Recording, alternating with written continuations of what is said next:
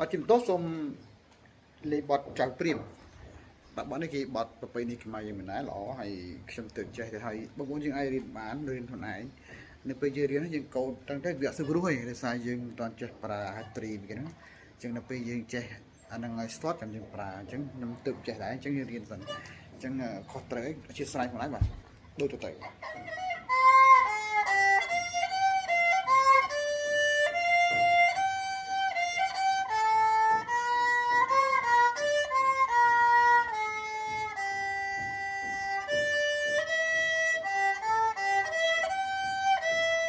ข้อบัตร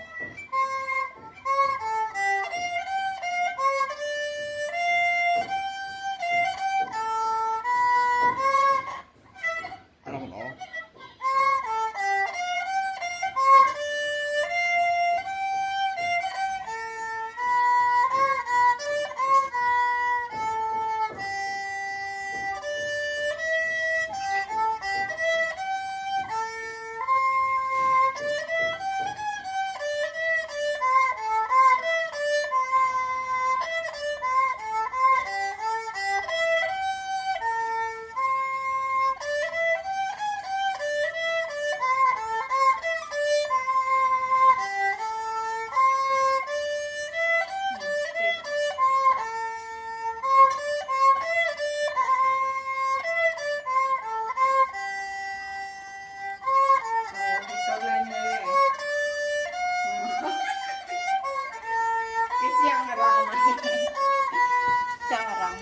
เฮ้ยขอโทษ